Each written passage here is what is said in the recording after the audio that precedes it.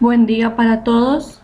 El día de hoy voy a hablarles sobre la bioseguridad, dando cumplimiento a mi riesgo, mi control por parte del Servicio de Medicina Interna y Especialidades Médicas a cargo de las enfermeras profesionales Zaida Moros y quienes habla Yalimar Guevara.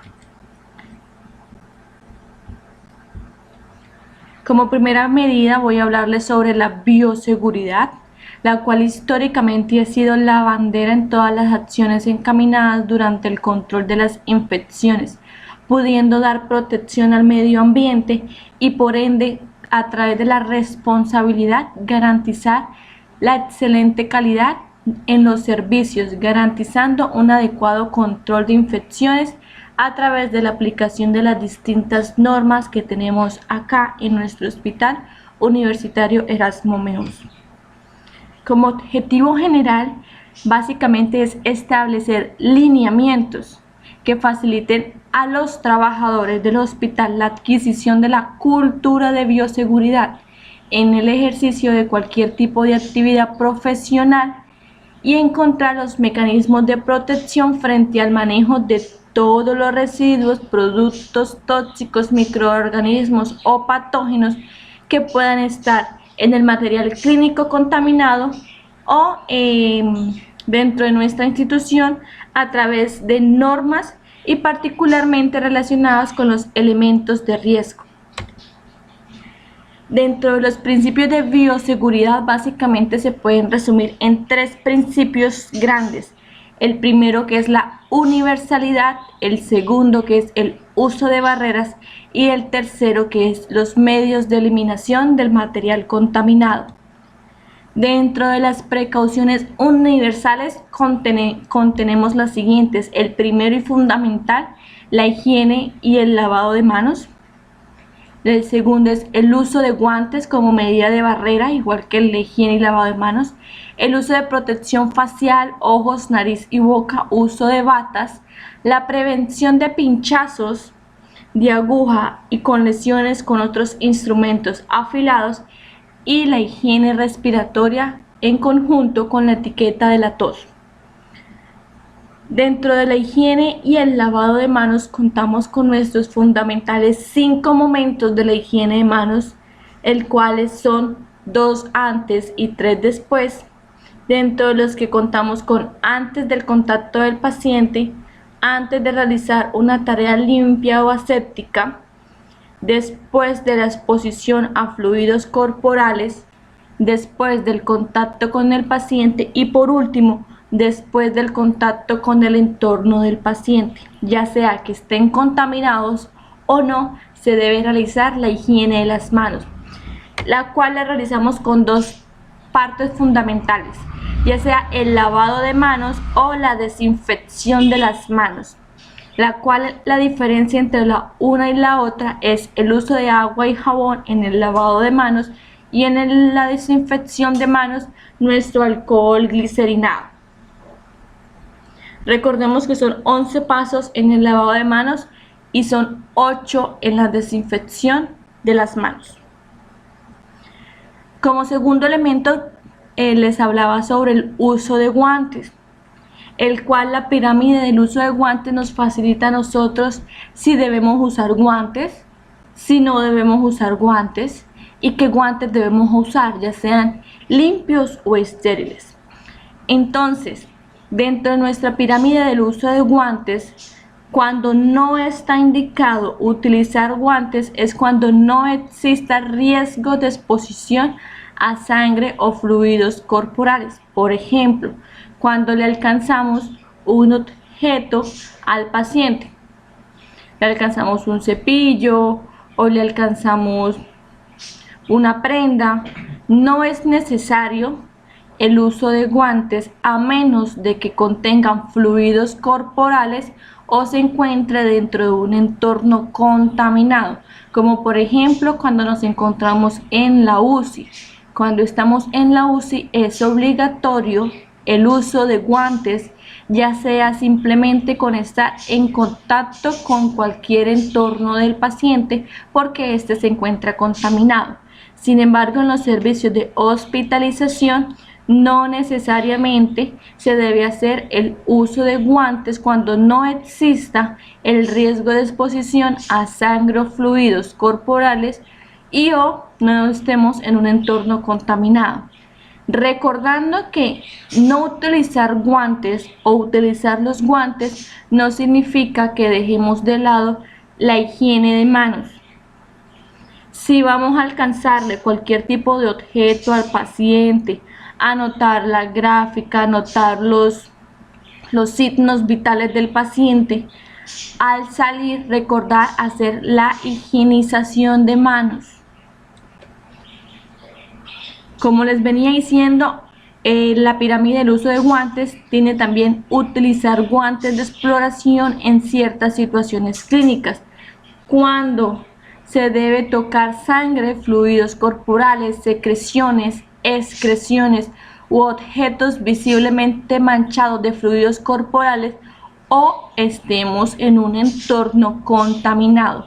Allí el uso es totalmente obligatorio de guantes, no solamente la higienización de manos, sino también debe estar el uso de guantes como medida de barrera. Y tenemos la utilización de guantes estériles, la cual solamente se va a realizar en los procedimientos quirúrgicos, partos vaginales, procedimientos radiológicos invasivos, accesos vasculares y procedimientos vasculares, preparación de nutrición parenteral total y agentes quimioterapéuticos.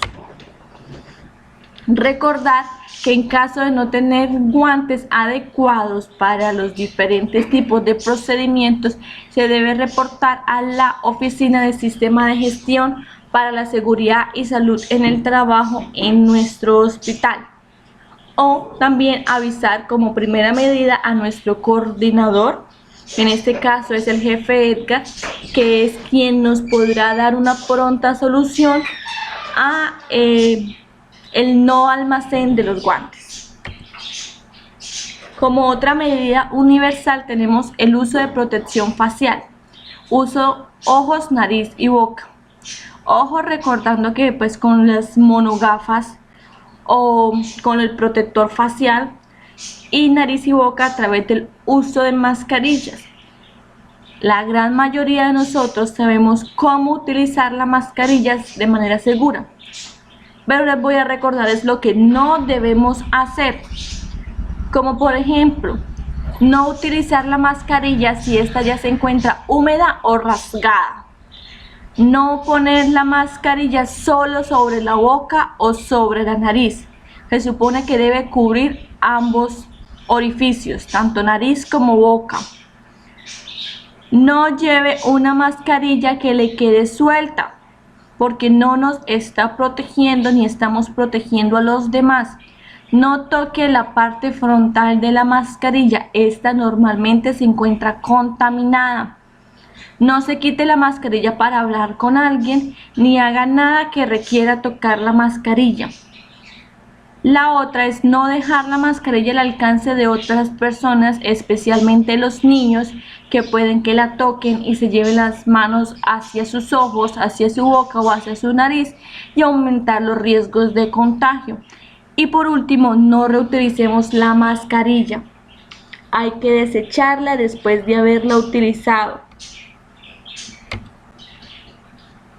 Recordar que los respiradores de alta eficiencia, que son los N95, son aquellos que nos van a evitar la expiración de partículas como polvo, gotas de saliva o virus con aproximadamente 0.3 micrómetros, el cual confiere una protección respiratoria contra microorganismos que se transmiten por aerosoles como la influenza e incluso la tuberculosis. El uso de protección facial, tenemos las gafas y careta facial, la cual nos puede cubrir perfectamente todo el rostro, y el gorro, que también es importante, que básicamente nos va a evitar a que nosotros como trabajadores de la salud estemos con contacto por salpicaduras con material contaminado, y además de eso también vamos a evitar que infectemos al paciente con nuestro cabello, el cual debe cubrir el gorro todo el cabello, no un mechoncito por fuera, ni la colita por fuera, ni nada de eso. Como uso de delantales o uso de bata, tenemos lo siguiente: que la bata médica, sin quitársela durante la atención de un grupo de pacientes con COVID, no aplicable si el paciente presenta una infección multiresistente. ¿Qué quiere decir esto? Nosotros podemos tener, por ejemplo, cuando tenemos a pacientes COVID, el uso de batas con ellos, pero si hay un paciente que se encuentra infectado con alguna infección multiresistente, ese paciente debe tener su propia bata. Ahora bien, no podemos utilizar la bata de un paciente contaminado a los pacientes que no se encuentren contaminados. ¿Por qué? Porque vamos a aumentar el riesgo de transmisión de patógenos entre los pacientes. ¿Cuándo debemos quitar nuestra bata? Cuando se moje, cuando se manche, cuando se encuentre deteriorada. Si la bata recibe salpicaduras de productos químicos, sustancias infecciosas o líquidos corporales.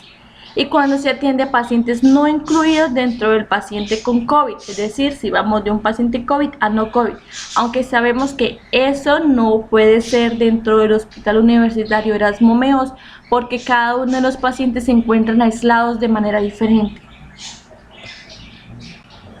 ¿Cómo podemos prevenir los pinchazos, agujas y lesiones con instrumentos afilados? A través del manejo cuidadoso de los elementos cortopunzantes. Recordar que estos deben ser utilizados con la mayor rigurosidad posible, pudiendo ojalá prevenir cualquier tipo de accidente laboral, pero como su palabra lo dice, es accidente, no es intencionado, y nadie se quiere pinchar con alguna aguja, y sobre todo si ha sido utilizada previamente con algún paciente, pues por los riesgos de infección. Por ello, una de las mayores ocurrencias dentro de los accidentes laborales es el refundar las agujas después de utilizarlas, o cuando le volvemos a colocar el dichoso capuchón a la aguja, debido a que esto aumenta el riesgo de un accidente laboral por punción, o cuando botamos inadecuadamente las agujas a las bolsas de basura. Recordemos que deben estar siempre en el guardián. La higiene respiratoria y etiqueta de la tos como última medida universal. Tenemos que las personas con síntomas respiratorios deben aplicar las medidas de control de foco, que es básicamente la etiqueta de la tos. Si vamos a estornudar sobre un pañuelo o sobre la mascarilla facial que tenemos en esos momentos, tomamos la mascarilla o el pañuelo desde la parte no contaminada, desechamos en nuestro bote rojo, si es posible, o si estamos en la casa, a la basura, y nos lavamos a través de los 11 pasos del lavado de manos bien nuestras manos. Recordar que los pacientes con síntomas respiratorios febriles deben estar al por lo menos 1 metro de distancia en las salas de espera mientras son atendidos, dentro de lo posible, dentro de lo que pueda la institución. Como segunda medida tenemos el manejo de residuos y segregación, los cuales se hacen a través de los códigos de colores y que son básicamente para la clasificación correcta de los desechos. Dentro de esos contamos con el verde, que son no peligrosos, el gris, que son no peligrosos pero reciclables, el rojo, los residuos peligrosos, y el rojo, que normalmente es de pasta dura, como los guardianes, que son para cortopunzantes o contenedor de elementos cortopunzantes. Entonces recordemos, en nuestro recipiente de color verde que son para los biodegradables, que son para todos los desechos generados dentro de la cocina, áreas de jardines, barrios de las zonas comunes, que no son peligrosos y que perfectamente pueden ser desechados en el recipiente verde a través de la bolsa de color verde. Tenemos también el gris, el cual son elementos no peligrosos que pueden ser reciclables, como por ejemplo el vidrio, el plástico, el papel, el cartón y algunos tipos de chatarra como latas de gaseosas.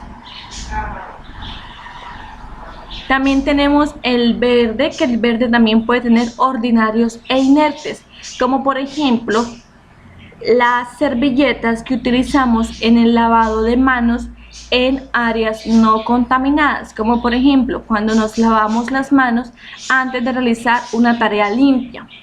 Esta servilleta, como no estamos en un área contaminada, puede ir perfectamente en el recipiente verde, que son no peligrosos, ordinarios e inertes.